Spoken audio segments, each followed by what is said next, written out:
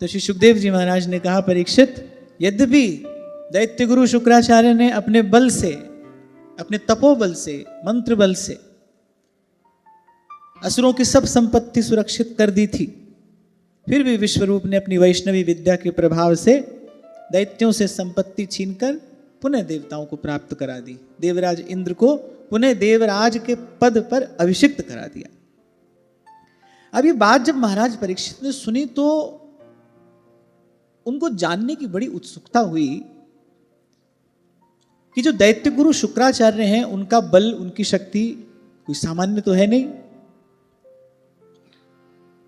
अभी हम 2 दिन पहले बात कर रहे थे कि दैत्य गुरु की शक्ति देव गुरु से अधिक नहीं है तो कम भी नहीं है, और कुछ विशेष विद्याएं उनके पास में है, जिनमें से एक है मृत संजीवनी विद्या, जो देवगुरु बृहस्पति के पास भी नहीं है। तो उनका सामर्थ्य अपार है, उनका बल अतुलित है, महान तपस्वी है, वो अनेक अनेक सिद्धियों विभूतियों के स्वामी हैं। और वहां विश्वरूप, अभी तो अवस्था भी उनकी बड़ी कम है। तो महाराज परीक्षित ने कहा, ऐसा कौन सा मंत्र, ऐसी कौन सी युक्ति, ऐसी कौन सी विद्या विश्वरूप के पास में थी कि उसके बल पर एक प्रकार से उन्होंने दैत्य गुरु शुक्राचार्य की विद्या को निस्तेज कर दिया। ये तो एक प्रकार से दैत्य गुरु को परास्त करना ही हो गया ना। उन्होंने असुरों की संपत्ति सुरक्षित की और विश्वरूप ने अपनी विद्या के प्रभाव से वो संपत्ति लेकर और देवताओं को पुनः वापस करा दी। अच्छा, एक बात मैं विचार कर रहा था, वैसे ये बात यहां तो नहीं कही गई है, पर मैं ऐसे अपने मन में विचार कर रहा था, देखो यहां से लेकर वहां तक तेरा मेरा तो हो ही रहा है, छीना झपटी तो हो ही रही है ना। माया क्या है? गोस्वामी जी ने बड़े ही सरल शब्दों में कह दिया, मैं और मोर तोर तय माया जही बस कीने जीव निकाया। जो मेरा तेरा कर रहा है ना, वो माया के ही प्रभाव में है, वो माया के ही अधीन है। वो मैं हूं, आप हो, देवराज इंद्र हो या कोई और हो, जो मेरा तेरा कर रहा है वो माया के अधीन है, वो मायाबद्ध है, वो माया के प्रभाव में है। और मेरे तेरे से मुक्त होने का केवल एक उपाय है, इन दोनों में से केवल एक शब्द छोड़ना है। क्या छोड़ना है? मेरा। श्री गुरु नानक देव जी महाराज ने यही करके दिखाया, तेरा तेरा तेरा, सब कुछ तेरा। यदि मेरा कहना भी है तो किसको कहना है? मैं हूं श्री भगवान का, मेरे श्री भगवान। देखो, ज्ञान के मार्ग में मुक्ति हो जाती है, माने जीव का लय हो जाता है, वो भगवान में एकाकार हो जाता है। पर भक्ति मार्ग में तो ऐसा होता नहीं, स्वरूपांतर होता है। ये जो मैं है ये मरता नहीं है। ज्ञान में तो मैं समाप्त हो जाता है, मैं का लय हो जाता है भगवान में। जैसे जैसे बूंद समुद्र में मिल गई, अब समुद्र हो गई, इसी को मोक्ष कहा है। लेकिन भक्ति में तो ऐसा नहीं होता, और भक्त ऐसा चाहता भी नहीं है। भक्त को तो इससे भय लगता है। महाप्रभु कह रहे बत विभेमी कैवल्यते, क्योंकि भाई हमको तो रहना है, जब हम ही नहीं रहेंगे फिर भजन सेवा कैसे होगी? आपके सत्संग का, सेवा का, सुमिरन का सुख किसको मिलेगा, कैसे मिलेगा? तो भक्ति के मार्ग में मैं का क्षय नहीं होता, भक्ति के मार्ग में मैं का लय नहीं होता, उसका स्वरूपांतर हो जाता है। मैं तो रहती है, मैं तो रहती है, लेकिन उसका स्वरूप क्या हो जाता है? अस अभिमान जाई जनी भोरे, मैं सेवक रघुपति पति मोरे। मैं कौन हूं? प्रभु का सेवक हूं। और मेरा क्या है? मेरे श्री भगवान। बाकी सब कुछ प्रभु का है, प्रभु मेरे हैं। मैं हूं श्री भगवान का और मेरे श्री भगवान। नित्य संध्या में गाते तो आप सब लोग हो ये बात, एक अहमता ममता ये है जग में अति दुखदाई। अहमता माने मैं और ममता माने मेरा। अहमता अर्थात मैं और ममता माने मेरा। बोले एक अहमता ममता ये है जग में अति दुखदाई, और ये जब श्री जी की ओर लगे तब होत परम सुखदाई। तभी कहा मात तात सुतदार देह में मत अरुझय मति मंदा, हित किशोर को है चकोर तू लख वृंदावन चंदा। तो ऐसे मैं विचार कर रहा था कि देखो भले स्वर्ग में पहुंच जाओ, हाय हत्या तो वहां पर भी मची है, चीना झपटी वहां पर भी हो रही है, वहां पर भी भय है, देवराज इंद्र व्यग्र हैं। अच्छा, कितनी बार ऐसे ही असुरों के द्वारा इनकी पिटाई हो जाती है। हम तो केवल एक ही दिन में यहां से यहां तक आ गए ना। अब यहां तो क्या है ना, कथा प्रसंग चल रहा है, एक दिन संपत्ति छीनी, अगले दिन वापस मिल गई। पर वास्तविकता में ऐसा थोड़ी हुआ। बेचारे हजारों वर्ष यहां वहां भटकते रहे, गुफाओं में कंदराओं में छिपकर पड़े रहे। तब कहीं भगवान को दया आती है, भगवान को भी लगा अरे अपने गुरु का ही तिरस्कार कर दिया, अब कुछ दिन धक्के खाने दो इनको, पिसने दो इनको इस चक्की में। ये तो कथा में ऐसा हुआ ना, एक दिन संपत्ति छिन गई, अगले दिन विश्वरूप मिल गए और तीसरे दिन संपत्ति वापस मिल गई। पर वास्तविकता में ऐसा थोड़ी हुआ। कहने का तात्पर्य मेरा ये है, दुख का अंत कहां होता है? जीव के दुख का अंत कहां है? जीव के दुख का अंत केवल भगवत चरणारविंद की शरणागति में है।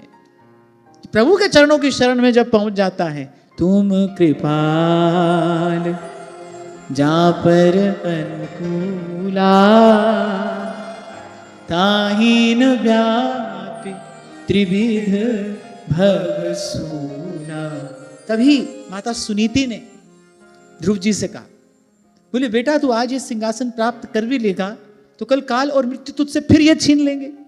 अब जब ऐसा समय उपस्थित हुई गया है, अब जब ऐसा प्रसंग भगवान की इच्छा से जीवन में आ ही गया है, अब जब तुझे उच्च पद ही प्राप्त करना है ना, फिर कोई ऐसा पद प्राप्त कर जहां से तुझे कोई नीचे धकेल ना सके। जा ध्रुव पद प्राप्त कर, जा नारायण के चरण कमलों का भजन कर, प्रभु के चरणों की शरण प्राप्त कर ले, प्रभु के चरणों का आश्रय प्राप्त कर ले। वहां से तुझे कोई गिरा नहीं पाएगा। अगर पहुंचना ही है तो फिर किसी ऐसे स्थान पर पहुंच, फिर किसी ऐसे शिखर पर पहुंच जहां से नीचे गिरना नहीं होता, जहां से पतन नहीं होता। भगवान कहते हैं नवे भक्त प्रणश्यति, मेरे भक्त का नाश नहीं होता। जम न आवे नेरे, अगर पार ही जाना है ना, फिर इस 2-4 दिन के कलह क्लेश से पार जाने की युक्ति क्यों करता है? फिर तो कुछ ऐसा प्रयास कर सदा सदा के लिए इस जन्म मरण के क्लेश से मुक्त हो जा। गत सत्र में भी मैंने आपसे कहा था, रोग, दरिद्रता, व्याधि, उपाधि ये जीव का दुख नहीं है, जन्म और मरण जीव का दुख है। आपको लगे ना दुख से मुक्त होना है, दुख से मुक्त होना है तो पहले दुख का स्वरूप समझिए। किसको दुख कहते हैं? शरीर में कष्ट हो गया, अरे हुआ, थोड़ी देर बाद फिर स्वस्थ हो गए। आज दरिद्र हो कल धनी हो गए, ये सब दुख नहीं है। और ना ही ये सब सुख है। कल दरिद्र थे आज धनी हो गए, कोई समझे कल दुखी थे आज सुखी हो गए। ये दोनों ही बातें भूल में डालने वाली है। दुख से मुक्त होना है, भगवान बुद्ध ये बात कहते हैं, बोले संसार में दुख है और दुख से मुक्ति का उपाय भी है। फिर पहले समझ लीजिए दुख किसको कहते हैं। जैसे कई बार आपसे मैंने निवेदन किया ना, भाई सच्चा सुख प्राप्त करना हमारा अधिकार है, क्योंकि सुख स्वरूप प्रभु के हम अंश हैं। भगवान ने स्वीकारा है हमको अपना, भगवान ने हमको अपना कहा है, ममैवांशो जीवलोके जीवभूतः सनातनः। और ये सनातन सत्य है, इसमें कभी कोई परिवर्तन नहीं होता। अच्छा देखो, हम भगवान को अपना माने न माने, भगवान तो अपना मान ही रहे हैं और घोषणा कर रहे हैं भाई ये सब मेरे ही हैं, हम इसको उसको अपना मानते हैं। अच्छा एक और बात है, मन एक है ना, तो उसकी ममता एक ही ओर लगेगी, या तो संसार में लगेगी या भगवान में लगेगी। तभी कहा एक अहमता ममता, एक अहमता ममता यह जग में अति दुखदाई। जब श्री जी की ओर लगे तब होत परम सुखदाई। तो भगवान ने तो अपना माना है, भगवान सुख स्वरूप हैं, अखंड सुख स्वरूप हैं, तो हम भी वैसे ही हैं, चेतन अमल सहज सुख राशि। अच्छा गोस्वामी जी ने केवल भगवान को ही नहीं, जीव को भी सुख की राशि कहा है, चेतन अमल सहज सुख राशि। भगवान का है इसलिए तो सच्चा सुख पाना हमारा अधिकार है। पर पहले जान लेना चाहिए सुख किसको कहते हैं। साधारण बुद्धि में, ओछी बुद्धि में, व्यवहारिक बुद्धि में, संशयात्मिका बुद्धि में, सांसारिक बुद्धि में सुख क्या होता है? धन, प्रतिष्ठा, मान, सम्मान, सबसे ऊंचे पद पर हम बैठ जाएं, सारा संसार हमारी जय जयकार करता हो, सोना हो, चांदी हो, सेवक सहयोगी हो, आगे पीछे धन संपदा हो, बस साधारण बुद्धि में तो यही सुख है। पर पहले सुख का स्वरूप समझना चाहिए। ऐसे ही पहले दुख का स्वरूप समझना चाहिए। शरीर में रोग हो गया, कोई कष्ट आया, किसी स्वजन का वियोग हो गया, हम समझते हैं भाई यही सब जीवन के दुख हैं ना। जन्म और मरण ये जीव का दुख है, संस्कृति जीव का दुख है। ये जो बार बार जन्मना मरना है ये जीव का दुख है। पहले ये समझो दुख ये है, और फिर महापुरुष कह रहे हैं इस दुख से मुक्ति का उपाय है। क्या उपाय है? श्री जी तमरी शरण, जहां हो जैसे हो वहीं से वैसे ही। अब भगवान ये भी नहीं कह रहे स्नान करके आओ, कहीं कुछ गुण अर्जित करके हमारे पास में आओ, ये करके आओ। अच्छा, शरणागति के अतिरिक्त जितनी सारी विधियां हैं तो सब आपको कहेंगे पहले तैयार होकर आना, ऐसे करके आना, वैसे करके आना, और अगर ऐसे वैसे नहीं कर सकते तो मत आना। आ भी जाओगे तो हम आपकी कोई सहायता नहीं कर पाएंगे। एवरीथिंग इज कंडीशनल, कुछ ना कुछ कंडीशन लगी है, शर्त लगी है। एक भगवान के चरणों की शरणागति है।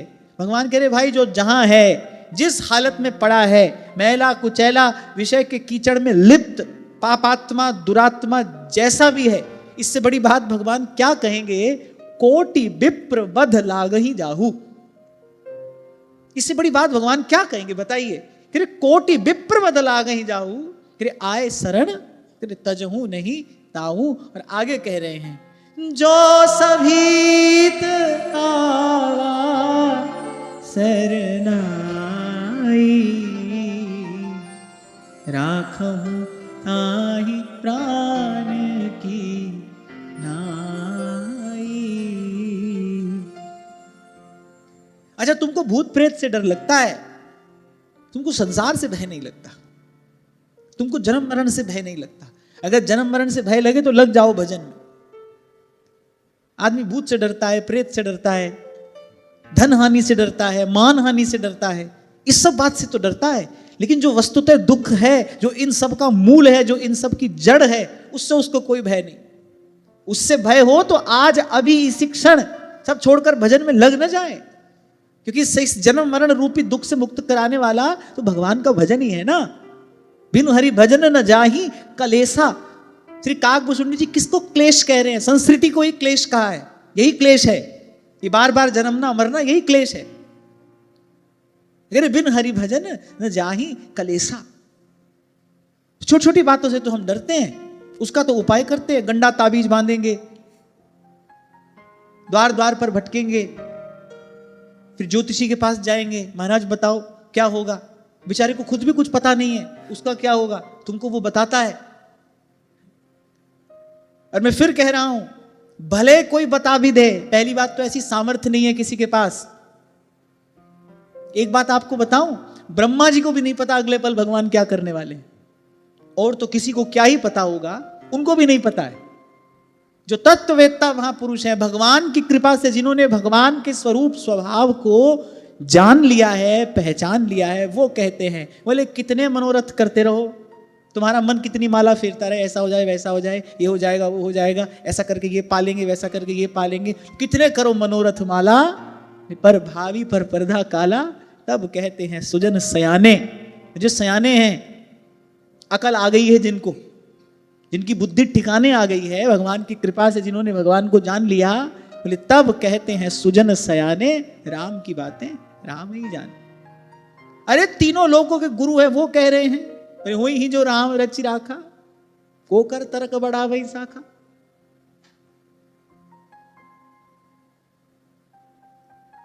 भगवान की बात नहीं मानी माता सती ने, समझाया, अश्वत्थ वृक्ष के नीचे जाकर बैठ गए, बोले अस कह जपन लगे हरि नामा। बोले ठीक है भाई, हम तो थोड़ी देर भजन कर लें, तुमको अपनी जो लीला करनी है तुम करके आ जाओ। अब महादेव जानते तो हैं कि क्या होने वाला है, रोक पाए उसको? क्या उत्तर दिया? बोले को कर तर्क बढ़ा वही साखा, बोली हुई ही जो राम रचि राखा। बोले भगवान की इच्छा है भाई, ऐसा होगा ही। इतनी सी बात समझ लो भाई, जो हो रहा है भगवान की इच्छा से हो रहा है, जो होगा भगवान की इच्छा से होगा। यहाँ द्वार द्वार भटकने की आवश्यकता क्या है? यहाँ स्वर्ग पद पर बैठे, यहाँ देवराज के पद पर बैठे इंद्र को पता नहीं होता कल कौन सी विपत्ति टूटने वाली है? उनके पास ज्योतिषी नहीं है बताने के लिए, उनके पास मंत्र तंत्र का बल नहीं है। लोग बेचारे खूब धक्का खा रहे हैं, यहाँ पर खूब पिटाई हो रही है। ये सब बात सोचकर और विवेक पूर्वक इसका विचार करके राम सिवर राम सिवर यही तेरो काज है, राम सिवर राम मैं अपने भाव से कथा का चिंतन करता हूं, कथा का अर्थ विचारने का प्रयास करता हूं, और मैं इसे अर्थ विचार रहा था। इनका तभी सेवक जी ने कहा भय किए कर्म जग दान देत देत, फलन पाए उच्च उच्च देवलोक चड्डही। यहां भी कलह क्लेश हो रहा है, वहां भी वही कलह क्लेश हो रहा है। हाँ, ये एक बात है, यहां व्यक्ति गाली दे देता है, वहां व्यक्ति श्राप दे देता है, वहां भी यही सब हो रहा है। यहां भी थोड़ी देर के लिए सुख मिला, फिर दुख मिलेगा, वहां भी ऐसी थोड़ी देर के लिए सुख भोग है, फिर भयंकर दुख, फिर धकेल दिए जाओगे। यहां पर भेद क्या है? भेद क्या हुआ? अच्छा, और वहां ये है वो है, देखा भी नहीं किसी ने, मानकर ही व्यक्ति चल रहा है। जब मानकर वहां चल सकते हो तो संतों की बात मानकर भगवान का भजन क्यों नहीं कर लेते? सदा सदा के लिए इस दुख से मुक्त क्यों नहीं हो जाते? मैं तो ये जो सब कथा प्रसंग आप हम यहां कह सुन रहे हैं, इसके सार स्वरूप एक ही बात समझता हूं, एक ही बात समझ रहा हूं, और उसी को ही हृदयंगम करने का प्रयास कर रहा हूं। भाई, सार की बात बस इतनी है कि बिन हरि भजन न जाहि कलेसा, हरि माया कृत दोष गुण, बिनु हरि भजन न जाय। और एक और बड़ी सुंदर बात इस सब कथन श्रवण के सार स्वरूप हमको प्राप्त हो रही है, और वो क्या? हमारे प्रभु का स्वभाव बड़ा सुंदर है। अस प्रभु दीन बंधु हरि, बोले दीन बंधु हैं, प्रभु हैं, प्रभुता संपन्न है, षडैश्वर्य पूर्ण भगवान है, पर स्वभाव कैसा है? अरे अस प्रभु दीन बंधु हरि, कारण रहित कृपाल, तुलसीदास सठताहि भजन, छाड़ी जगत जंजाल, छाड़ी जगत जंजाल। तभी बाईसा कहती है, जे ताई दी से धरण गगन बिच, ते ताई सब मिट जासी, चरण कमल अविनाशी, भज मन चरण कमल अविनाशी, भज मन चरण कमल अविनाशी। वो कह रहे भले घर में रहो और कि घर छोड़ के सन्यासी हो जाओ, पर अगर युक्ति नहीं जानी, भव से पार जाने की युक्ति नहीं जानी, तो बोले सब व्यर्थ है। और भव से पार जाने की युक्ति केवल एक है। ऐसा होता ना कि चलो ये रास्ता भी है, ये रास्ता भी, दोनों में से कोई एक चुन लो ना, दो रास्ते हैं ही नहीं, एक ही है। मौसम दीन न दीन हित, तुम समान रघुवीर।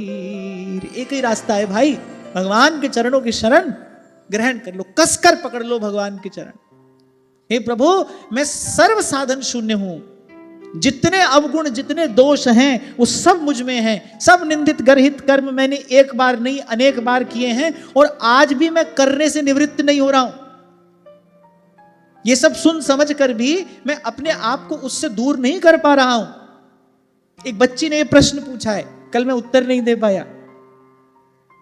उसने कहा सत्संग की कृपा से अब अपना दोष, अपना विकार दृष्टि में आता है, भजन करने का प्रयास भी करती हूं, पर किसी भी प्रकार से अपने मन के विकार दूर करने में स्वयं को समर्थ नहीं पा रहे। कोई आश्चर्य की बात नहीं है बेटा, अपने मन के दोष, अपने मन के विकार दूर करने में कोई भी समर्थ नहीं है। तो जेहि राखे रघुवीर, ते उबरे ते ही काल महा। ये तो एक ही तरीका है, और वो तरीका क्या है? बस पीछे पड़ जाओ भगवान के। मैं कई बार आपसे कहता हूं ना, नाम रूप लीला और धाम, इसमें से किसी ना किसी को सब समय पकड़े रहो। या तो भगवान का नाम रटते रहो, नाम जपते रहो, भगवान की लीला कथा का कीर्तन श्रवण करते रहो, सुनाने वाला मिल जाए तो सुनो, सुनने वाला मिल जाए तो सुनाओ, भगवान के रूप का ध्यान करो, उससे मन का विकार दूर होता है। एक भगवान का रूप ऐसा है जिसका ध्यान करने से मन का विकार दूर होता है। क्यों? ऐसा क्यों? क्योंकि भगवान स्वयं अविकारी है ना, भगवान के अतिरिक्त कोई अविकारी नहीं है, इसलिए उनका एक नाम है अच्युत। अच्युतम केशवम कृष्ण दामोदरम राम नारायणम जानकी वल्लभम। एक भगवान अविकारी हैं, इसीलिए उनका ध्यान करने से विकार नष्ट होते हैं। बाकी सब में कहीं ना कहीं विकार है, और यदि नहीं है तो आ सकता है। मान लो आज भगवान की कृपा से कोई शुद्ध हो गया, निर्विकार हो गया, पर भगवान के अतिरिक्त ऐसी गारंटी नहीं है भाई कि किसी में विकार आ नहीं सकता। महाप्रभु ही कह रहे हैं, पारासर सुर इंद्र कलप कामिनी मन फंद्या। पुराणों में कथाएं भरी पड़ी हैं, कहां बैठे हैं, आ गया मन में विकार, अपने पद से च्युत हो गए, अपने धर्म से गिर गए, कहां से कहां आना पड़ा, परम पद से नरक में गिरना पड़ा। ऐसी अनेक अनेक कथाएं, प्रसंग आप पुराणों में पढ़ लो। तो कोई आज अगर निर्विकार हो भी गया, भगवान की माया बड़ी प्रबल है, उसमें विकार आ सकता है। केवल भगवान निर्विकार हैं। अच्छा, सदा सदा के लिए निर्विकार है, उनमें किसी प्रकार से विकार आ ही नहीं सकता है। इसलिए भगवान के रूप का ध्यान करने से विकार नष्ट होता है। कुछ समय पूर्व किसी ने पूछा था ना, क्या अपने गुरु के स्वरूप का ध्यान कर सकते हैं? गुरु को मानुष जानते तेनर कहिए अंध। गुरु का स्वरूप क्या है? गुरु का स्वरूप तो प्रकाश है। गुरु का अर्थ भी प्रकाश है, गुरु का स्वरूप भी प्रकाश है। गुरु तो तत्व है, वो तो सत्ता है। गुरु के प्रकाश में भगवान के रूप का दर्शन होता है, गुरु के प्रकाश में भगवान के रूप का ध्यान होता है। इस बात को बहुत ध्यान से समझना चाहिए। क्या होता है गुरु का ध्यान? प्रकाश का ध्यान क्या होता है? प्रकाश में किसी वस्तु का दर्शन किया जाता है। प्रकाश की उपयोगिता यही है। दीपक जलाया है तो उसकी उपयोगिता यही तो है ना कि भाई उसमें ग्रंथ पढ़ लो, उसमें भगवान के विग्रह का दर्शन कर लो। या दीपक जला के दीपक को ही देखते रहोगे? या दीपक जलाया इसलिए कि दीपक का ध्यान करो? दीपक के प्रकाश में ग्रंथ पढ़ा जाता है, दीपक के प्रकाश में भगवत विग्रह का ध्यान किया जाता है। इसलिए ध्यान के लिए भगवान का रूप है, नक्षिक भगवान के ही रूप का ध्यान करना चाहिए। यद्यपि मैंने इससे इतर भी बात सुनी,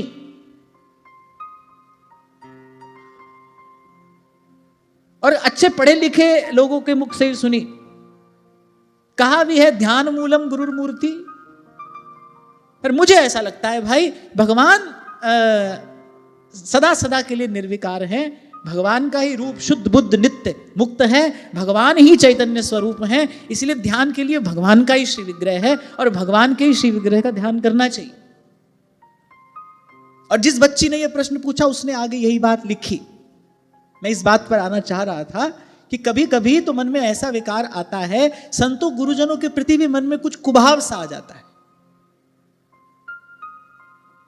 बड़ी ग्लानि होती है, बड़ा पश्चाताप होता है, और भीतर दुख इतना बढ़ जाता है कि फिर भजन साधन से भी मन हट जाता है। ऐसी स्थिति में क्या करना चाहिए? आप मार्गदर्शन करिए। भाई ये दशा तो थोड़ी घनी सभी के साथ में है, पर उपाय एक ही है। कभी भगवान का नाम, कभी भगवान का रूप, कभी भगवान की लीला, और कभी भगवान का धाम। इन चारों में से किसी ना किसी का आश्रय लिए रहोगे तो बच जाओगे और बचे रहोगे, नहीं तो रमैया तेरी दुल्हन लूटिल बाजार। नहीं तो भाई भगवान की माया बड़ी प्रबल है, उससे कौन बच सकता है? कोई भी नहीं, कोई भी नहीं। हमारे बाबा तो ये कहा करते थे, वो तो कहते थे रूप ध्यान में भी बहुत शीघ्रता नहीं करनी चाहिए।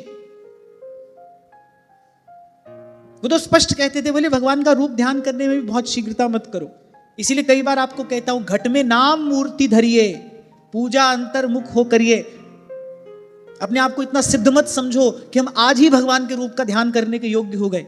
भगवान का रूप ध्यान करने के लिए बड़ी ऊंची योग्यता चाहिए, बड़ी ऊंची पात्रता चाहिए। ये तो आचार्यों की कृपा है कि उन्होंने हमको भगवान का स्वरूप सुलभ करा दिया। नहीं तो जो मन वाणी से परे जो रूप है, कोई उस तक कहां तक पहुंचे, कैसे पहुंचे? ये तो संतों आचार्यों की कृपा करुणा है हम पर। उन्होंने हमको राधा वल्लभ कुंज बिहारी का स्वरूप प्रत्यक्ष करा दिया। जीव में कहीं किसी प्रकार से योग्यता है? अरे भगवान का नाम जिह्वा पर आ जाए, इतनी योग्यता नहीं है, रूप ध्यान तो करेगा ही कैसे? पहले भी यद्यपि इस विषय पर हमने बड़े विस्तार से चर्चा की थी, इसीलिए मैंने कहा था रूप और लीला का चिंतन करने में शीघ्रता नहीं करनी चाहिए। बड़ा मैला कुचैला मन है। अरे मैले कुचैले शरीर से तो हम मंदिर में भी प्रवेश नहीं करते, स्नान आदि करके शुद्ध होकर ही मंदिर में प्रवेश करते हैं। शरीर में ही तो अपवित्रता आती है जब माताओं बहनों को 3-4 दिन के लिए निषेध कर दिया जाता है कि भाई मंदिर में नहीं जाना। आत्मा थोड़ी अपवित्र हो जाती है, शरीर में ही तो कुछ अपवित्रता आती है, उस स्थिति में नहीं जाते हैं ना मंदिर में। तो भाई मैली कुचैली अवस्था में तो भगवान के श्री विग्रह के निकट भी नहीं जाते, मैले कुचैले मन से भगवान का ध्यान कैसे होगा। तो मेरा अपना मानना यह है, ये मेरा अपना व्यक्तिगत विचार है कि इस विषय में बड़ी शीघ्रता नहीं करनी चाहिए। प्रथम नाम हरिवंश हित रट रसना दिन रे, पहले नाम रटिए। और जल्दी क्या है, कौन सी रेस लग रही है यहां किसी के साथ। और अगर किसी के साथ रेस लगा रहे हो तो सुन लो, आज भी हारे हो और कल भी हारे हो। यहां तो भाई सबकी अपनी अपनी यात्रा है, सब अपनी अपनी गति से आगे बढ़ रहे हैं, कोई प्रतिस्पर्धा का विषय नहीं है भगवान की भक्ति। तो इस बच्चे ने प्रश्न पूछा तो उसके प्रश्न में मुझे पीड़ा का अनुभव हुआ।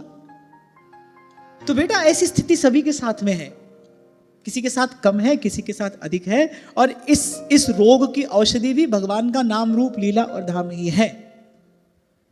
बस कभी भगवान का नाम, कभी भगवान के रूप का ध्यान, कभी अवसर मिल जाए तो संतों गुरुजनों के मुख से भगवान की लीला कथा का श्रवण करो, श्री जी कृपा करें, कभी धाम का आकर सेवन करो। बस इसी प्रकार नाम रूप लीला धाम का आश्रय लिए रहो, हारो मत, हताश मत हो। जो भी आप अनुभव कर रहे हैं ना, समझ लो कि वो जन्म जन्म से भीतर भरा है, कहीं बाहर से कुछ नहीं आ रहा है, सब भीतर ही तो भरा है। अब वो प्रकट हो रहा है।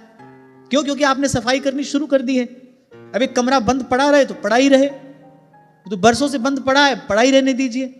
लेकिन जैसे ही खोलोगे, जैसे ही झाड़ फूंक शुरू करोगे, बड़े आश्चर्य की बात है कि कई वर्षों से कक्ष बंद पड़ा है, एक व्यक्ति कहता है भाई चलो कमरा साफ कर लेते हैं। जब वो कमरा साफ करके लौटता है ना, तो कमरा तो साफ हो जाता है, वो आप मैला हो जाता है। अब वो गया तो कमरा साफ करने था, घटना क्या घटी, कक्ष को तो साफ कर दिया, आप बेचारा धूल दूसरित होकर आता है, फिर स्नान करता है। ऐसे ही ये प्रक्रिया है। जैसे भीतर जाओगे, अब आज तक कभी गए नहीं, जन्म जन्म से भीतर अंधकार ही पड़ा है, कपट का कपाट लगा है भीतर, कभी उसको खोला ही नहीं। ये तो अब संत गुरु के शब्द की चोट पड़ी तो वो दरवाजा खुला, कुछ भीतर जाकर देखने का विचार हुआ, भीतर जाकर देखा तो जन्म जन्म का अंधकार है, जन्म जन्म के रोग व्याधियां वहां पड़े हैं, कुविचार वहां पड़े हैं। अब भाई शुरू करोगे तब आज ही थोड़ी हो जाएगा ये काम। यही बात तो अभी आपको कह रहा था, महाराज जी ने कल यही बात मुझे बताई।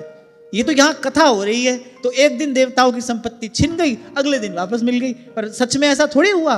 कई हजार वर्ष बेचारों को धक्के खाने पड़ते हैं, कहीं गुफाओं कंदराओं में जाकर बेचारे पड़े रहते हैं, कभी समुद्र में जाकर छिपते हैं। कहां एक दिन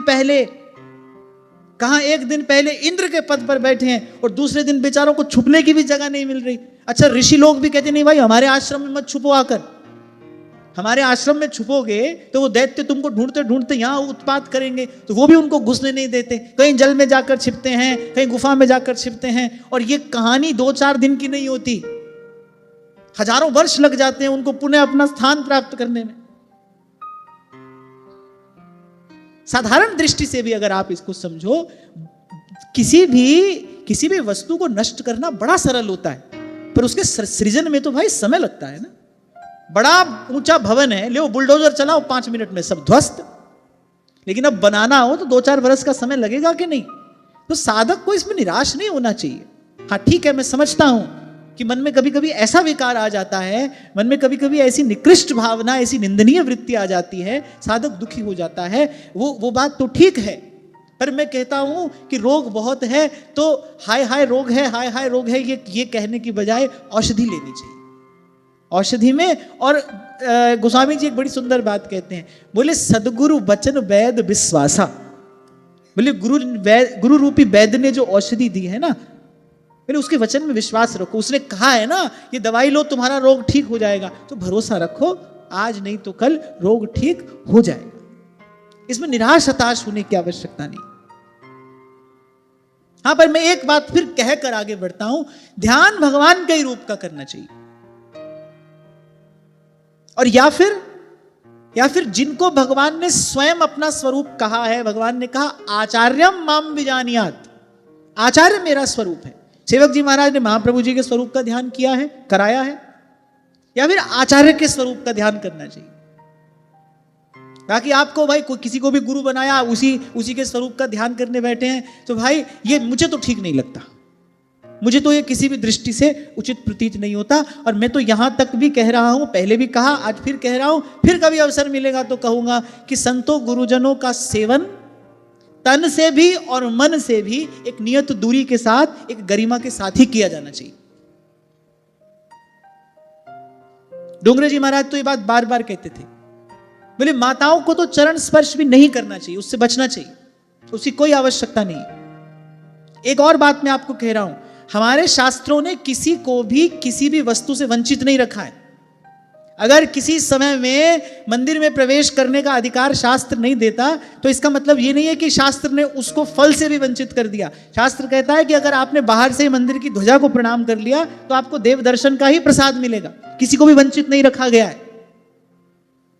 माताओं पर बहुत बड़ा दायित्व होता है, उनको वंश परंपरा शुद्ध रखनी है, उन पर बहुत बड़ा दायित्व है, उनके स्त्रीत्व की, उनके सतीत्व की, उनकी प्रकृति की, उनके गुण धर्म की रक्षा हो, इसलिए शास्त्र ने ऐसी व्यवस्था की है।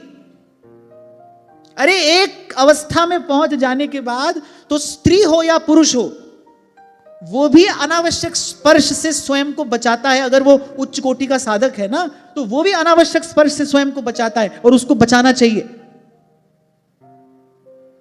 स्पर्श से कुछ संक्रमित होता है, वो सकारात्मक भी हो सकता है, वो नकारात्मक भी हो सकता है, वो दिव्य भी हो सकता है। गुरु स्पर्श करके शक्तिपात करता है कि नहीं करता है?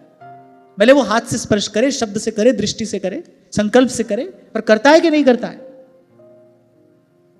तो मैं तो ये कहता हूं, और मेरी इस बात में श्रद्धा भी है, मेरी इस बात में श्रद्धा है कि माताओं बहनों को तो चरण स्पर्श करना ही नहीं चाहिए, किसी का भी नहीं करना चाहिए। और वैसे भी जब संतों गुरुजनों के चरण वंदन की बात आती है ना, तो उनकी चरण रेणु मस्तक पर धारण करने की बात आती है। श्री गुरु चरण सरोज रज, आगे क्या कहा? वंदो गुरु पद कंज कृपा सिंधु नर रूप हरि। यहां भी इस क्रम में गोस्वामी जी ने आगे जहां पर बात की है ना, गुरु पद रज की बात की है। गुरु पद रज मृदु मंजुल अंजन नयन अमीय दृगदोष विभंजन गुरु पद रज। यद्यपि शुद्धम लोक विरुद्धम ना करणीयम ना करणीयम। और वैसे भी जो व्यक्ति ऊंचे आसन पर बैठा है, जिसका पीछे वाले लोग अनुसरण करेंगे, उसको तो सामान्य व्यक्ति से कहीं अधिक सावधान रहने की आवश्यकता है। उसको सोच समझ कर बोलना है, उसको बहुत सोच समझ कर कुछ करना है। उसके आचरण से कहीं भी किसी प्रकार का कोई गलत संदेश नहीं जाना चाहिए। और ये नीति है, यद्यपि शुद्धम, शुद्ध बात है, उसमें कोई दोष नहीं है। लोक विरुद्धम ना करणीयम ना करणीयम। तो आज ये बात चली, ये प्रसंग आया, तो मैंने बड़ी विनम्रता पूर्वक निवेदन किया कि और वैसे भी भाई, घोरे कलियुगे प्राप्ते सर्वधर्म विवर्जिते। देखो कैसा कैसा कैसा विपरीत समय उपस्थित हो रहा है, कितनी तीव्र गति से विकृति आ रही है। साधकों को तो विशेष सावधान रहना चाहिए, उनको तो अत्यंत सावधान रहना चाहिए। किसी भी प्रकार से हमको अपने पात्र में छिद्र नहीं होने देना है। खूब सावधान रहोगे, फिर भी कोई एक आध भूल हो जाएगी, फिर भी कोई अपराध हो जाएगा। ये तो चलो हम भगवान की शरण में हैं, भगवान दयालु हैं, अवगुण करे समुद्र सम गिनत ना अपनो जान, पर हमको असावधान होना नहीं है। जब श्री जीव गोस्वामी पाद ने कहा ना कि मैं किसी स्त्री से नहीं मिलता, तो भजन की दृष्टि से, साधक जीवन की दृष्टि से उन्होंने कोई अनुचित बात नहीं की थी। ये तो एक अपवाद स्वरूप घटना थी कि द्वार पर मीराबाई खड़ी हैं। द्वार पर श्री मीराबाई सा प्रभृति कोई साक्षात भक्ति का विग्रह आकर विराजमान है, तो अपवाद स्वरूप घटना थी। पर साधक जीवन की दृष्टि से श्री जीव गोस्वामी पाद जी ने कहा वो उचित ही था, वो अनुचित नहीं था।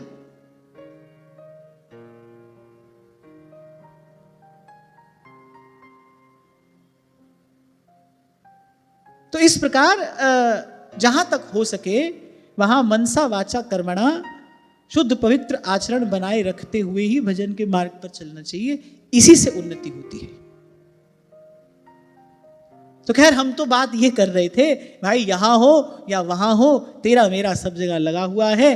तो मुक्त केवल इस पंचभूत से बने संसार से नहीं होना है, मुक्त तो इस मेरे तेरे के द्वंद्व से होना है। इसी मेरे तेरे को ही गोस्वामी जी ने माया कहा है, और इस माया से मुक्ति का केवल एक ही उपाय है, मामेव ये प्रपद्यन्ते मायामेतां तरन्ति ते। ये जो इतनी चर्चा मैंने की, केवल आपको ये निवेदन करने के लिए कि हम पहले ये समझ ले दुख किसको कहते हैं, तभी उस दुख को दूर करने में आप और मैं प्रवृत्त हो सकते हैं। पहले ये समझ लिया जाए कि दुख है क्या। तो संस्कृति दुख का कारण है, इसके मूल में माया है, और माया मुक्ति का केवल एक उपाय है। भगवान ने कहा मामेव ये प्रपद्यन्ते माया मेतांग तरन्ति ते, और भगवान की शरणागति तक मनमुख मायाबद्ध जीव को पहुंचाने वाला कौन है? तो कबीर कहते संत सबद लग उतरे पार, महामोह तम पुंज जासु बचन रवि कर निकर। संत चरण रेणु मंजन करे नानक पावे सुख अनेक, चरण कमल शरण टेक। इन 4 पंक्तियों में इस प्रश्न का उत्तर गुरु साहब देते हैं। बोले माया मुक्ति का उपाय, बोले चरण कमल शरण टेक, और प्रभु के चरणों तक पहुंचाने की युक्ति किसके पास है? बोले संत चरण रेन मंजन नानक पावे सुख अनेक। ऊंच मूच बेअंत ठाकुर, ऊंच मूच बेअंत ठाकुर, ऊंच मूच बेअंत ठाकुर, ऊंच मूच बेअंत ठाकुर, सर्व ऊपर तू ही एक, सर्व ऊपर तू ही एक, चरण कमल शरण टेक, चरण कमल शरण टेक। प्राण धार दुख बेदार, प्राण धार दुख बेदार, प्राण धार दुख बेदार, प्राण धार दुख बेदार, देनहार बुद्धि विवेक, देनहार बुद्धि विवेक, चरण कमल शरण टेक, चरण कमल शरण टेक। संत चरण रेणु मंजन, संत चरण रेणु मंजन, संत चरण रेणु मंजन, संत चरण रेणु मंजन, नानक पावे सुख अनेक, नानक पावे सुख अनेक, चरण कमल शरण टेक, चरण कमल शरण टेक। ऊंच मूच बेअंत ठाकुर, ऊंच मूच बेअंत ठाकुर, ऊंच मूच बेअंत ठाकुर, ऊंच मूच बेअंत ठाकुर, सर्व ऊपर तू ही एक, सर्व ऊपर तू ही एक, चरण कमल शरण टेक चरण कमल संत चरण रेणु मंजन संत चरण रेणु मंजन संत चरण रेणु मंजन संत चरण रेणु मंजन नानक पावे सुख अनेक नानक पावे सुख अनेक चरण कमल शरण टेक चरण कमल शरण टेक नानक पावे सुख अनेक नानक पावे सुख अनेक।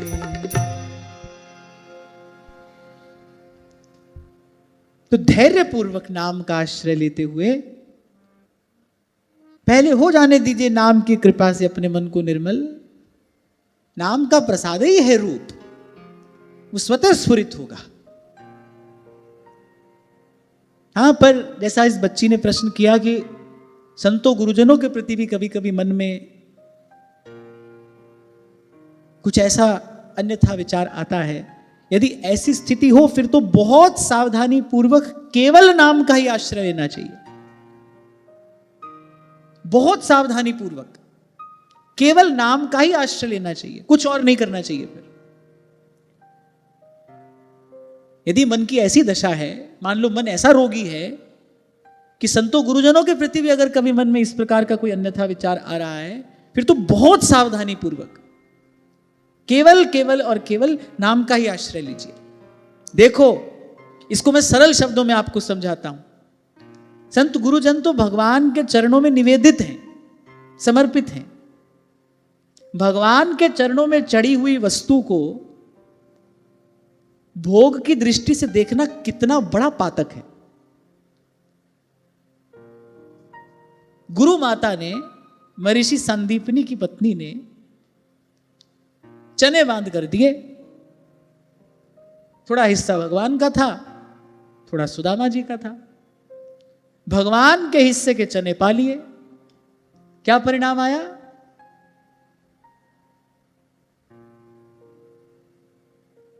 कैसा दारिद्र्य उनको भोगना पड़ा भगवान के हिस्से की वस्तु पर। संत गुरुजन तो भगवान के हिस्से की वस्तु है भाई। उन्होंने तो अपने आप को मनसा वाचा कर्मणा भगवान के चरणों में समर्पित किया है। तो भगवान के चरणों में चढ़ी हुई वस्तु है, उसको भोग की दृष्टि से देखना, उसके विषय में कुछ ऐसा विचार करना, एक नहीं अनंत अनंत जन्म का भाव दारिद्र्य जीव को भुगतना पड़ता है। पुराणों में ऐसा प्रमाण मिलता है। अरे इस सब स्थिति का विचार करके ही संतों महापुरुषों ने एक मत से उद्घोष किया है कि यही कली कर्म न धर्म विवेकु राम नाम अवलंबन एकु। सावधान किया संतों ने, कली केवल मलमूल मलीना और पाप पयोनिधि जन्मन मीना। कोई आश्चर्य की बात नहीं है मन ऐसा हो जाए तो। समय ऐसा है भाई, कली केवल मलमूल मलीना। कस्य दोषेण भाषितम, किसको दोष दिया जाए? तो हम तो यही कहेंगे भाई सिद्ध मत बनो, बहुत शीघ्रता मत करो, मनमुखी चाल मत चलो। जो मार्ग संतों ने दिया है श्रद्धा पूर्वक विश्वास पूर्वक उसी मार्ग पर चलो। और हमको हमारे संतों ने यही मार्ग दिया है। प्रथम नाम हरिवंश हित रट रसना दिन रे, मन क्रम वचन कहो नित टेरे, श्री हरिवंश प्राण धन मेरे। एक शब्द हरिवंश नाम राख्यो समीप कर, नाम वाणी जहां श्याम श्यामा तहां। और मैं बहुत विचार पूर्वक, मनोयोग पूर्वक, दृढ़ता पूर्वक, विश्वास पूर्वक ये बात कह रहा हूं कि यदि किसी को श्री महाप्रभु जी की पद्धति का अपने जीवन में अनुसरण करना है, यदि उस रस रीति का पालन करना है, फिर तो केवल नाम और वाणी ही एकमात्र मार्ग है। उसके अलावा जो भी कुछ है वो डिस्ट्रैक्शन है। डिस्ट्रैक्शन समझते हो ना, भटकाव, उसके अतिरिक्त जो भी कुछ है वो भटकाव है।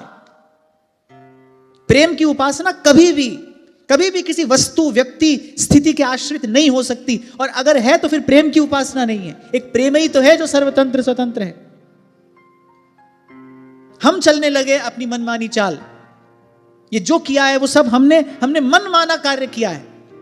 जैसा मन किया वैसा स्वरूप भगवान का पधराया अपनी मनमानी रीति से। हम जिसको सेवा कहना ही नहीं चाहिए उसको सेवा कह रहे हैं और किए चले जा रहे हैं। कहां पहुंचोगे? कहीं नहीं पहुंचोगे, कहीं भी नहीं।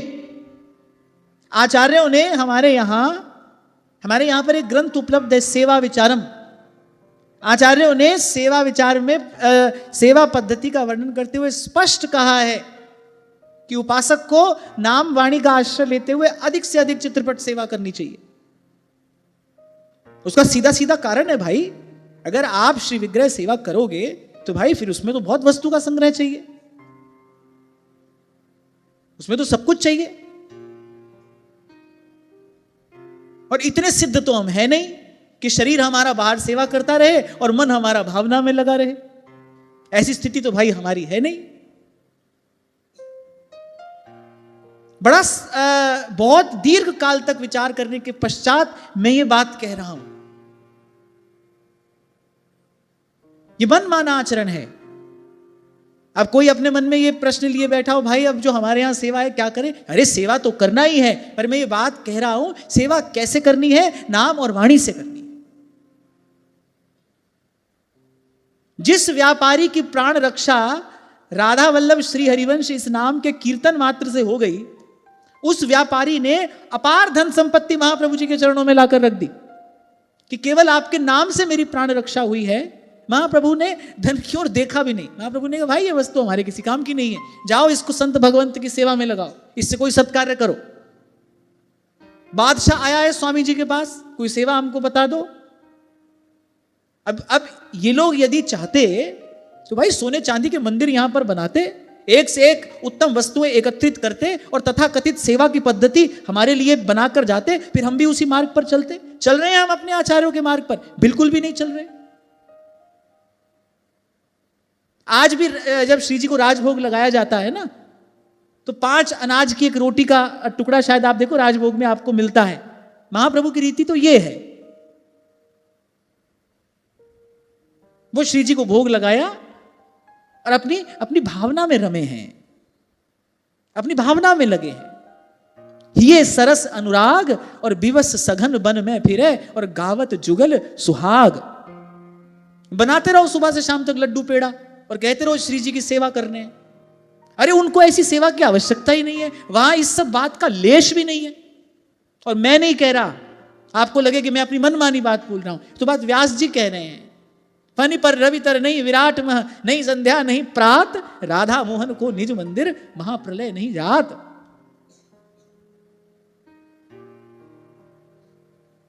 हाँ ठीक है भाई, अब हमको जीवन निर्वाह के लिए भोजन वस्त्र आदि की आवश्यकता है, तो वो हम केवल प्रसाद स्वरूप ग्रहण करें, बस इसके लिए आचार्यों ने ये व्यवस्था की। अरे वो तो बड़ा सूक्ष्म देश है। क्या बात कह रहे हैं नागरी दास जी, एक बार इस बात का विचार करो, कान खोलकर सुनो और थोड़ी बुद्धि लगाओ। वो कह रहे हैं मनहु की जहां गति नहीं तो तहां निकास है गात। जहां मन नहीं जाता अरे वहां ये स्थूल वस्तु जाएगी। ये जो इकट्ठा किए चले जाता है व्यक्ति और कहता है कि हम सेवा में लगे हैं, सेवा करनी है ना, तो फिर प्रथम नाम हरिवंश हित रट रसना दिन रहें, फिर ये सेवा करिए, क्योंकि हमारे प्रियालाल को तो इसी से सुख है। नित्य श्री हरिवंश सुनाम कहें, नित्य राधिका श्याम प्रसन्न रहें। ये जो मैं आपको सात्विक जीवन शैली के विषय में कभी कभी कहता हूं, अगर बाहर इतना ढेर लगा रहेगा कैसे जीवन शैली सात्विक होगी? जो मैं आपको कहता हूं कि अपनी पहले हम आवश्यकता कम करें, फिर उससे भी थोड़ा कम लेकर बांट कर पाए, ताकि भीतर ही भीतर भजन भाव निरंतर चलता रहे, बढ़ता रहे, उसमें कोई विक्षेप ना हो। कल ही तो इस विषय पर हम बात कर रहे थे, यहां किसी से लोगे तो उसको देना नहीं पड़ेगा। सेवा के नाम पर ले रहे हो, तुमको किसी ने आकर कहा है, तुमको श्री जी ने आकर कहा है कि हमको इस वस्तु की आवश्यकता है, हमको तुम्हारा ये वस्त्र आभूषण चाहिए। अगर ऐसा होता तो जो परम अकिंचन महापुरुष जिन्होंने यहां रहकर वस्तु प्राप्त की और प्रियालाल को दुलराया, फिर तो भाई उनके भजन का कोई अर्थ ही नहीं रह जाता। परम अकिंचन, फिर तो उनके भजन का कोई अर्थ ही नहीं है। फिर उनकी जीवन शैली का अर्थ क्या है? तो इस सब बात का विचार करते हुए, क्योंकि भाई अंततः मेरी से ही तो छूटना है, मेरी तेरी से ही छूटना है ना। और जब तक एकांत और अपरिग्रह जीवन में नहीं आएगा, तब तक मेरी तेरी से नहीं छूटा जा सकता, नहीं बचा जा सकता।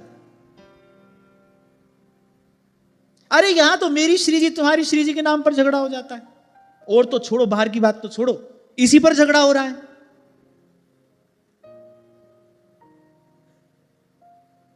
अभी कुछ दिन पहले घटना घटी, मैं बताऊंगा तो आप हंस दोगे। राधा अष्टमी का उत्सव था। अब किसी ने कहा कि हमारे यहां समाज होना है, अब समाजियों को बुलाया। अब दूसरे ने कहा हमारे यहां समाज होना है। अब उत्सव का समय, समाजी बेचारे वही, अब उनने कहा यहां जाएं कि वहां जाएं। अब समाज तो दोनों में से कहीं नहीं हुआ, और जिन दोनों के यहां समाज होना है उनका क्लेश आज तक चल रहा है। समाज तो हुआ ही नहीं। समाजियों ने कहा पहले आप अपना ये समाज पूरा कर लीजिए, हम तो फिर आ जाएंगे, अगली बार आ जाएंगे। तो समाज तो कहीं नहीं हुआ, लेकिन जिनके यहां उत्सव होना था उनका क्लेश आज तक चल रहा है। मैं देखता हूं तो विचार करता हूं, ये कौन सी सेवा हो रही है, ये कौन से उत्सव मनाए जा रहे हैं, ये रस रीति का कौन सा स्वरूप है भाई, जो हमने बना दिया, जिसको हमने ऐसा आकार दे दिया।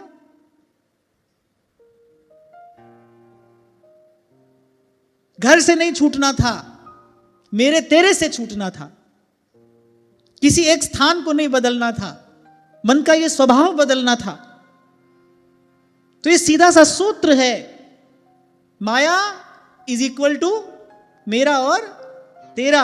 और माया से बचने की युक्ति क्या है, भगवान ने बताई है, मामेव ये प्रपद्यन्ते माया मेतांतरंतिते। और भगवान के चरणों तक इस मनमुख जीव को पहुंचाने वाला कौन है? संत चरण रेणु मंजन, संत चरण रेणु मंजन। ये बात महात्मा जड़ भरत ने राजा रघुगण से कही, बिना महत पाद रजो अभिषेकम। अच्छा, उन्होंने तो कहा है केवल ऐसा नहीं कि चरण धूलि मस्तक पर लगा ली, गिरे बिना महत पाद रजो अभिषेकम। तन नख से लेकर शिक तक जब तक लोटपोट नहीं हो गए संतों की चरण धूलि में। और कल आपसे मैंने कहा था, प्रत्येक श्लोक के 3 अर्थ होते हैं। एक उसका आदि भौतिक अर्थ है, एक आदि दैविक अर्थ है, एक आध्यात्मिक अर्थ है। इसका आध्यात्मिक अर्थ माने जब तक मनसा वाचा कर्मणा गुरु के संत के आज्ञावर्ती नहीं हो गए, हमारे तन मन की कोई भी चेष्टा हमारी गुरु की आज्ञा से बाहर नहीं हो रही, बिना महत पाद रजोभिषेकम, बोले तब तक बात बनेगी नहीं। यही बात महाराज यहां कह रहे हैं, संत चरण रेणु मंजन, संत चरण रेणु मंजन, नानक पावे सुख अनेक, नानक पावे सुख अनेक। चरण कमल शरण टेक, चरण कमल शरण टेक। श्री प्रियादास जी भी जब भक्तमाल जी की टीका का आरंभ करते हैं ना, तो वो प्रथम ही कवित्व में यही बात कहते कि रे श्रद्धा ही फुलेल उबटनो श्रवण कथा, मैल अभिमान अंग अंगन छुड़ाइए। तन मन दोनों ही अभिमानी है, बुद्धि को अपना अभिमान है, हमसे बढ़िया तो कोई सोचता ही नहीं। मैं भी अच्छा सोचता हूं यहां तक तो ठीक है, पर मैं ही ठीक सोचता हूं यह सर्वथा उचित है। कल ही आपको मैंने निवेदन किया था, कोई भी विशेष गुण, कोई भी प्रतिभा आप में है, पर यह मत भूलना कि उससे कहीं अधिक गुणवान और उससे कहीं अधिक प्रतिभाशाली व्यक्ति कल भी संसार में थे, आज आपके होते हुए भी हैं और कल भी होंगे। ये बात दूसरी है, भगवत इच्छा से या पूर्व के पुण्य से किसी का यश, किसी का गुण प्रकट हो जाता है, किसी का अप्रकट रहता है, तो अभिमान का कोई कारण नहीं है। तो तन मन बुद्धि सब भरे हैं अभिमान से, कह रहे कैसे छूटे? कह रहे श्रद्धा ही फुलेल और उबटनो श्रवण कथा। बोले संतों के मुख से, गुरुजनों के मुख से बोले भगवान की लीला कथा का श्रवण करना, श्रद्धा पूर्वक श्रवण करना। श्रोता सोई परम सुजान सुनत चित रति करे, श्रद्धा पूर्वक श्रवण करना। फिर मैल अभिमान अंग अंगन छुड़ाइए। प्रभु के निकट जाना है तो ये मैल छुड़ा कर जाना पड़ेगा भाई, इसके साथ वहां पर प्रवेश नहीं मिल सकता। काम, क्रोध, लोभ, मोह, इसकी बात भगवान नहीं करते हैं। पर करे जब मैं था तब हरि नहीं, और जब हरि हैं मैं ना है। अहंकार के साथ आप नहीं जा सकते। और इस अहंकार से छूटने का, इससे मुक्त होने का, तो करे श्रद्धा ही फुलेल उबटनो श्रवण कथा, मैल अभिमान अंग अंगन छुड़ाइए। तो आज चर्चा तो वैसे कुछ और होनी थी, पर मैं ऐसे ही विचार करता करता आज आ रहा था। मैंने कहा देखो भाई, यहां भी सब व्यक्ति व्यक्ति से झगड़ता है धन संपत्ति के लिए, और वहां स्वर्ग तक भी देवता लोग इसी संपत्ति के लिए लड़ रहे हैं, झगड़ रहे हैं। तभी शायद हमारे सेवक जी ने कहा भाई कहा भय किए कर्म, जग दान देत देत, फलन पाए उच्च उच्च देवलोक चड्डही। आहा, क्या सार की बात सेवक जी महाराज ने थोड़े से शब्दों में कह दी। पर पर्यो प्रवाह काल के कदापि छूटी है नहीं। पर जीव पड़ा तो अंततः उसी काल के प्रभाव में ही है ना, पा तो दुख ही रहा है। 5 स्टार होटल जैसे अस्पताल बने हैं आजकल, वहां बैठकर कोई सुखी थोड़ी हो जाता है। मान लो उससे भी बढ़िया अस्पताल कोई बना दे, किसी की इच्छा होगी कि हम भी कुछ दिन यहां जाके रह जाएं? भाई है तो अस्पताल ही ना, दुख कलेश ही तो है वहां पर। तो ऐसे यहां रह रहे हो कि वहां स्वर्ग में है तो दुख ही।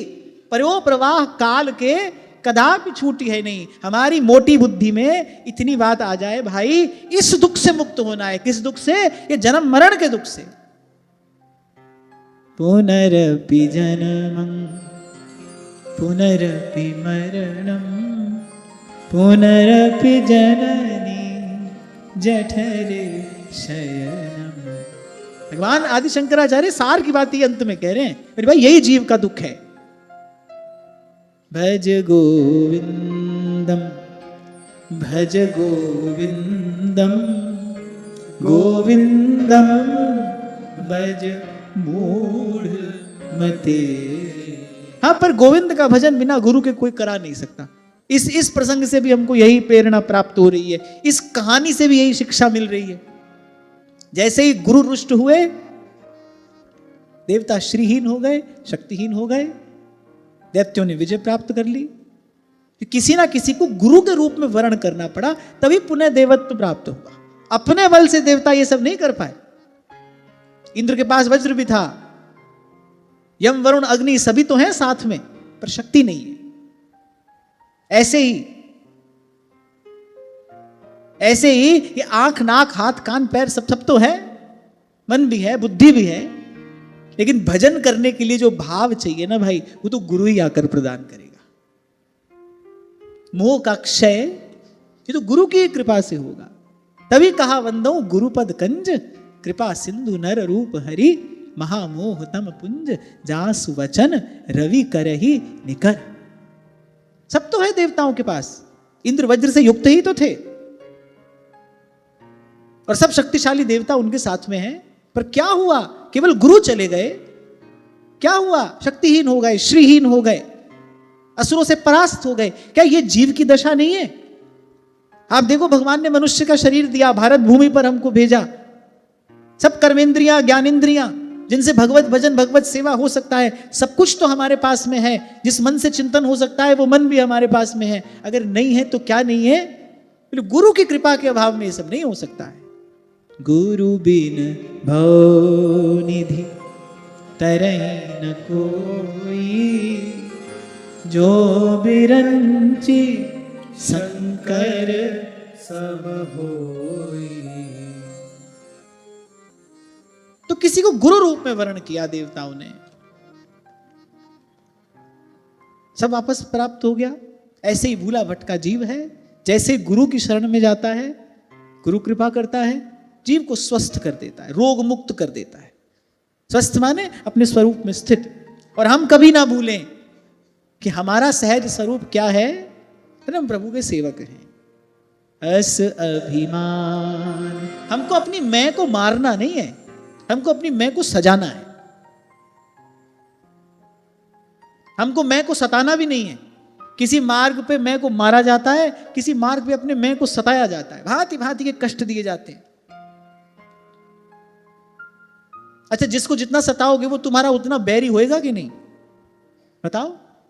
अब किसी को तुम बहुत सताओ तो वो तुम्हारा बैरी हो जाएगा कि नहीं? समय मिलते ही, अवसर मिलते ही वो अपना विरोध तुमसे, अपना बैर तुमसे निकालेगा कि नहीं निकालेगा? ऐसे ही इंद्रियां भी हैं जो बहुत सताते हैं अपनी इंद्रियों को, समय मिलते ही इंद्रियां अपना अपना विरोध प्रकट कर देती है, निकाल लेती है अपना बैर। इसीलिए बड़े बड़े तपस्वी बड़े ऊंचे ऊंचे स्थानों से गिरते देखे गए हैं।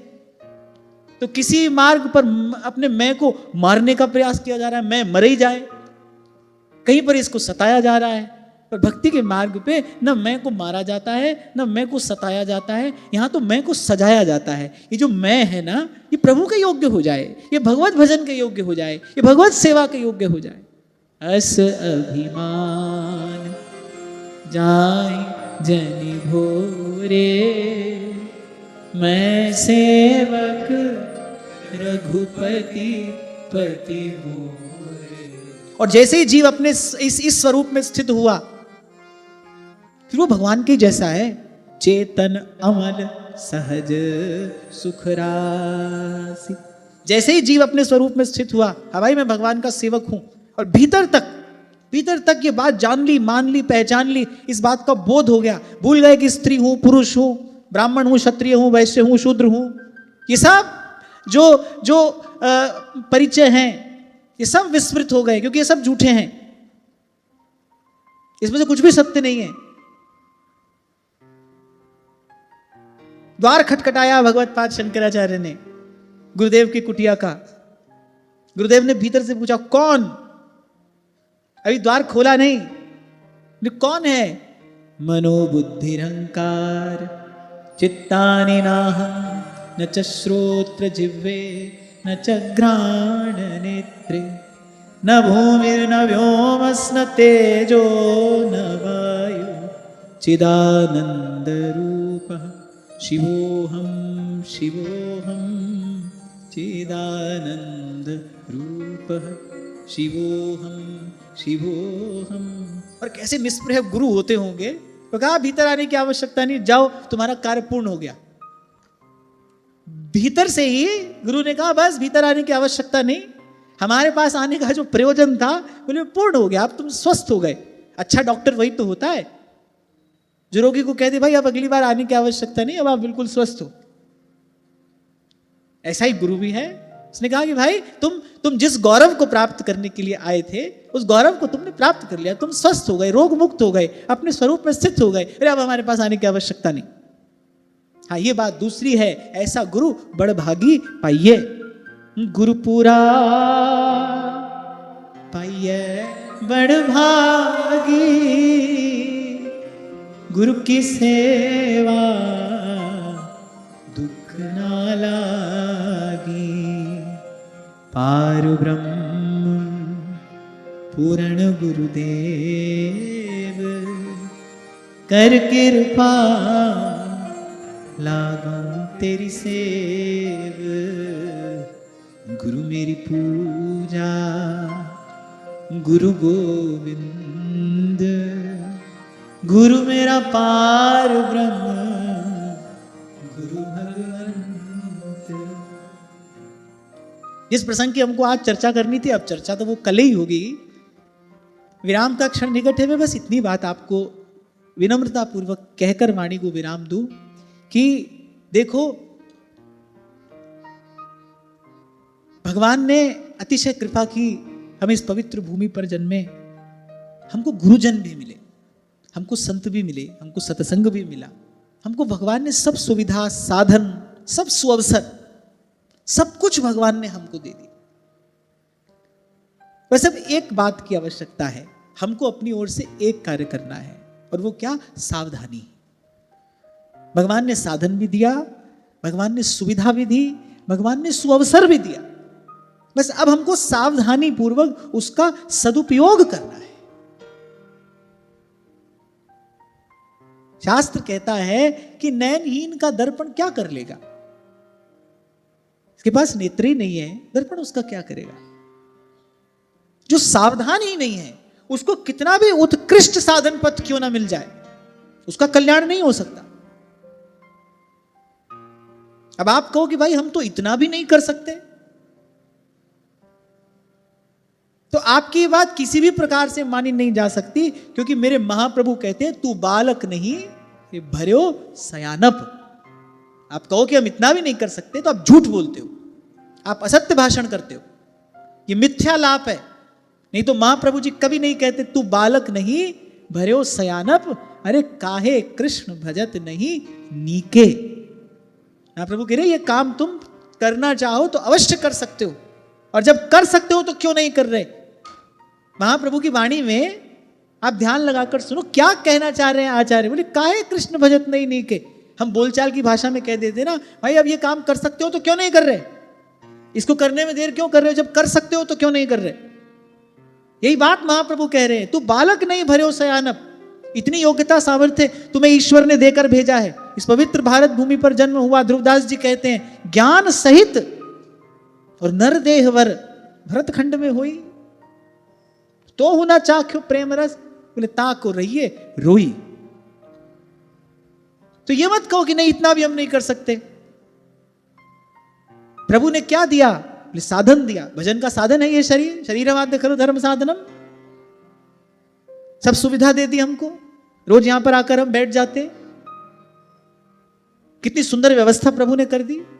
प्रभु की कृपा के बिना पहुंच जाएगा कोई यहां तक? श्री राधिका कृपा बिन सबके मनन अगम में, मन भी नहीं जाता भगवान की ओर। प्रभु ने साधन दिया, प्रभु ने सुविधा दी, भगवान की कृपा से थोड़ी सुमति भी मिली, प्रभु ने संत दिए, सत्संग दिया,